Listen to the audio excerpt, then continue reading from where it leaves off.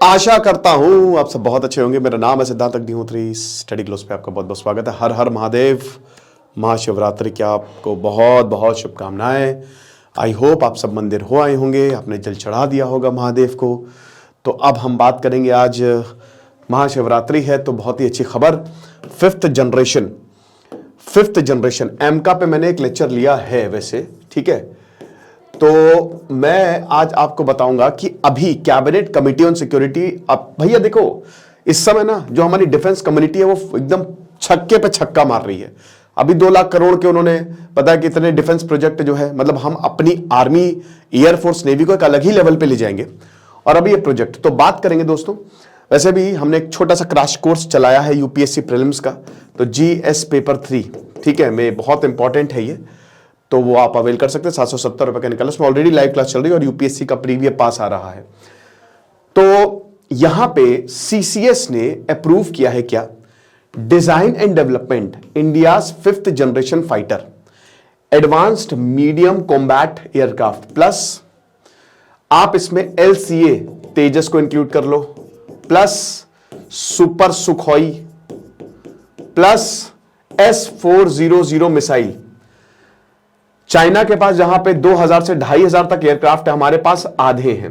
कोई बात नहीं, हमारे आधे भी इनकी बैंड बजा देंगे। राफेल हमने ऑलरेडी अभी खरीदा है, जिससे हम काफी ज्यादा सेटिस्फाई हैं। तो आप ये 2035 तक भारत को कोई छू भी नहीं सकेगा। हमारी ऑपरेशनल कैपेबिलिटी इतनी ज्यादा बढ़ जाएगी। लेकिन दोस्तों ये जो सबसे बड़ी अचीवमेंट एमका की है, ठीक है, डीआरडीओ बना रहा है और ऐसा बोला गया है कि भाई अब इसका डेवलपमेंट जो है, डिजाइन और डेवलपमेंट 5th जनरेशन ये अप्रूव हो चुका है। 1st generation, 2nd generation, 3rd generation, 4+ generation, 4+ generation, 4++ generation, 5th generation. Generation basically पहले में खाली प्रोपोर्शन की भैया उड़ ही जाए, दूसरे में रेडार आ गया। रेडार को ही आप इंप्रूव करोगे, रेडियो वेव्स लगातार छोड़ता है, वो सॉलिड से टकरा के वापस आएंगे, आपका डिटेक्ट हो जाएगा सब कुछ। तो इसलिए सबसे इंपॉर्टेंट किसी भी एयरक्राफ्ट में होता है वो होता है रेडार। फिर उसके बाद आपका एवियोनिक्स, ठीक है ना, जो आप टेक्नोलॉजी उसमें लगाते हो, जो इलेक्ट्रॉनिक्स, क्योंकि सब इलेक्ट्रॉनिक्स से ही चलता है। इलेक्ट्रिक इंजीनियरिंग का छोटा भाई इलेक्ट्रॉनिक्स, ठीक है, तो सब कुछ उसी से चल रहा है। देन उसके बाद उसका इंजन कैसा है, ट्विन इंजन की बात हुई है, मल्टी रोल। आपको बता दूं कि जो एमका है इसको पायलट भी उड़ा सकता है, आप इसको ग्राउंड पे भी, पायलट ना भी हो तब भी उड़ सकता है, ऑटो पायलट पे भी चल सकता है ये। इसके मल्टी पर्पस, ये मल्टी रोल है, इसमें मिसाइल भी लगा दो और ना भी लगाओ तो भी काम करेगा। रेडार इसका एडवांस होगा। उसके बाद इसका डिजाइन, डिजाइन में मेन आती है आपकी ज्योमेट्री, कैसे ये किस तरीके से आपने एयरक्राफ्ट को बनाया है। फिर उसके बाद इसमें आती है आपका पेंट और आपका मटेरियल। क्या होता है कि इधर जैसे मान लीजिए कि टक टक टक रेडियो वेव्स गई, वेव्स आई, ये एमका एयरक्राफ्ट है, वेव्स आई ऐसे टकरा के वापस जाएंगी। तो इसीलिए प्लेन को बहुत नीचे, एयरक्राफ्ट को बहुत ही नीचे उड़ना होता है, ठीक है ना, ताकि वो रेडार से बच सके। अब उससे अच्छा है कि आप ऐसा एयरक्राफ्ट बना दो कि जो वेव्स है ना, जो मतलब ये रेडार उसको ही एब्जॉर्ब कर ले, सिग्नल को ही एब्जॉर्ब कर ले। तो जब वो एब्जॉर्ब कर लेगा तो वो वापस ही नहीं जाने देगा। इसका मतलब क्या हुआ, इसका मतलब ये मजा ही आ गई कि आप डिटेक्ट ही नहीं कर पाओगे, 1 सेकंड में वो काम तमाम कर देगा, तर तर तर सब उड़ा देगा। अभी मैंने ड्यून मूवी देखी यार, पार्ट 2, गजब। तो वो मूवी आप देखिएगा, मजा आ जाएगी आपको। तो यहां ये रेप्लिका है, तो इस तरीके का कुछ एमका होगा। सिंगल सीटर ही है, एक ही होगा इसमें, ठीक है ना। सेंसर्स लगाए जाएंगे, एडवांस सेंसर लगाए जाएंगे। इसका भी काम शुरू नहीं हुआ है, ऐसा बोला जा रहा है कि 2026 तक हमको हमारा एमका मिल जाएगा। और सबसे बड़ी बात देखिए, आप बाहर के ऊपर डिपेंडेंट रहते हो तो बड़ी दिक्कत है। एक तो बहुत महंगा मिलता है आपको, राफेल की हमने डील देखी, और आपको इंतजार भी करवा देते हैं, है ना, आपको अच्छा खासा इंतजार करवा देंगे। S-400 के लिए हमको इंतजार करना पड़ा, हमको राफेल के लिए भी इंतजार करना पड़ा। पैसा आपने दे दिया लेकिन डिलीवरी डिले होती जाती है, इससे हमको दिक्कत है।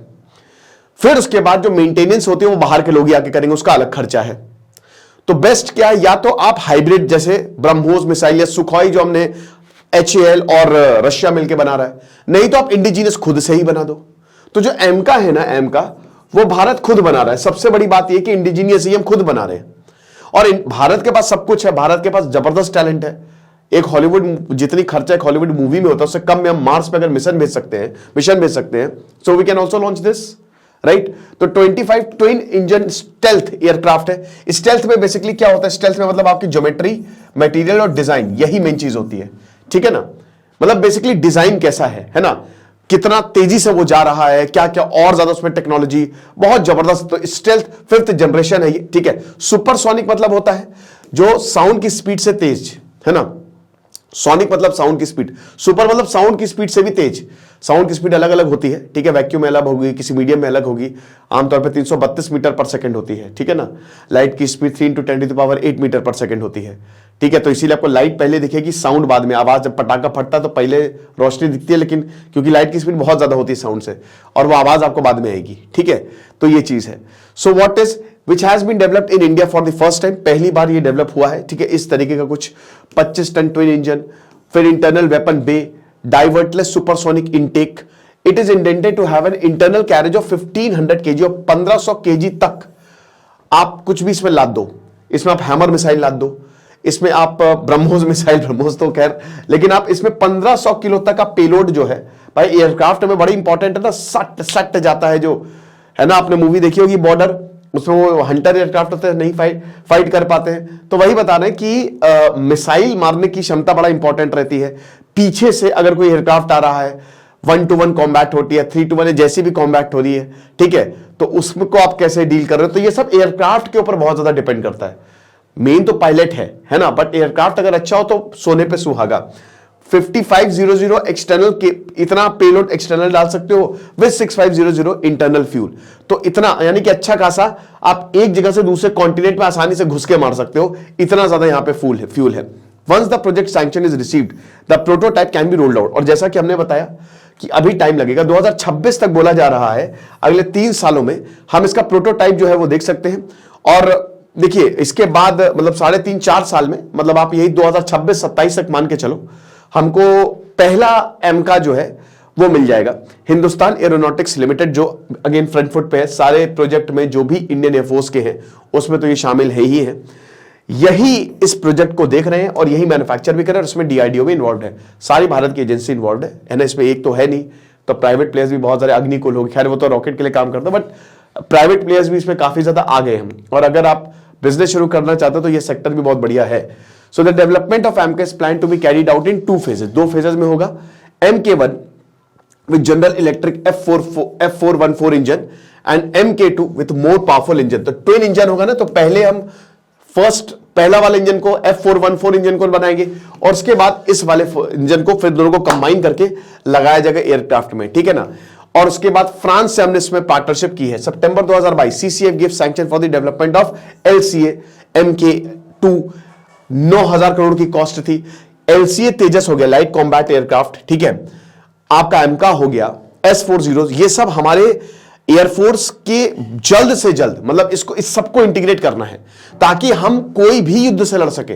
इनफैक्ट आपको बता दूं कि हम ऐसा करने की कुछ कोशिश कर रहे हैं। पहली बार भारत ने कुछ साउथ ईस्ट, फिलीपींस हो गया, बाकी वियतनाम से भी बात चली रही है, हम अपनी मिसाइल बेच रहे हैं। अमेरिका हथियार बेच बेच के सबसे अमीर बना है, टोनी स्टार्क भी। तो आप ये समझिए कि America World War I, World War II में क्या हथियार बेच रहा था, तुमको भी बेच रहा था, जर्मनी को भी बेच रहा था, बाकी लाइट पावर को भी बेच रहा था, को पैसा कमाया। हथियार इस समय युद्ध को भी कैपिटलाइज, तो अमेरिका चाहता है पूरी दुनिया में युद्ध हो ताकि हमारा हथियार बिके।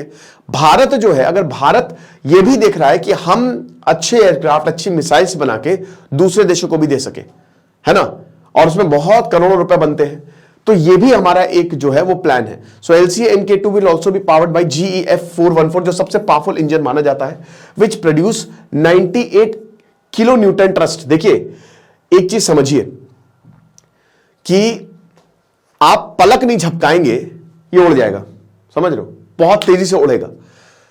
Compare to 84 kN thrust of G, अभी हम ये वाला यूज करते हैं, तो आप समझ सकते हैं कि 14, ये फोर्स की बात है, kilo newton basically the unit of force. So 14 जो है, 14 किलो न्यूटन आपको ज्यादा इसमें देखने को मिलेगा। LCA MK1 and MK1A F414 is set to be manufactured in India under the licence by HAL, ठीक है ना। तो ये चीज है। इसके पहले भी हमने रशिया के साथ हाथ मिलाया था ताकि 5th जनरेशन फाइटर एयरक्राफ्ट जो है उसको हम देख सके, लेकिन प्रोजेक्ट जो है वो वहां का धरा ही रह गया। अब काफी दिक्कतें हो, तो भारत ने बोला कि चलो छोड़ो भाई, कोई देश हमारे साथ आए ना आए, हम खुद ही इसको लॉन्च कर देते हैं। तेजस लाइट कॉम्बैट एयरक्राफ्ट हमने बनाया है, बट ये वाला डेवलपमेंट काफी बढ़िया है। तो भारत की स्क्वाड्रन स्ट्रेंथ जो है आपको पता है कि दैट इज ऑन डिक्लाइन, है ना। और जैसे चाइना की 2000 है, हमारी आधे से भी कम है, तो उसको हमको देखना पड़ेगा। अभी 42 स्क्वाड्रन है, बाकी सारे ऑप्शंस एक्सप्लोर किए जा रहे हैं, इसीलिए हमको राफेल खरीदना पड़ा, तेजस बनाना पड़ा, ठीक है। हम इंडियन एयरफोर्स को, क्योंकि इंडियन एयरफोर्स जो होता है ना, air force that is the main operating force, और सबसे जो युद्ध की गेम चेंजर होती है ना, वो IAF ही होती है। तो इसीलिए हमको अपने स्क्वाड्रंस को बढ़ाना पड़ेगा, क्योंकि लगातार चाइना अपनी शक्तियों को बढ़ाता जा रहा है, ठीक है। तो ये चीजें हेलीकॉप्टर से लेकर सब कुछ हमने इसको किया है। बाकी आप ये देख सकते हैं सारी चीजें, किन किन के पास 5th जनरेशन है। अभी अमेरिका के पास है, रशिया के पास है, जापान इसमें लगा हुआ है। भारत, इंडिया जो है, अगर ये कर लिए तो इंडिया खाली तीसरा देश होगा जिनके पास 5th जनरेशन जो है एयरक्राफ्ट आ जाएगा। तो ये लेक्चर था, आई होप आपको समझ में आया होगा। बाकी आप हमारे कोर्स को जरूर अवेल करें, क्योंकि क्रैश कोर्स हमने चलाया है UPSC प्रीलिम्स के लिए। Thank you so much.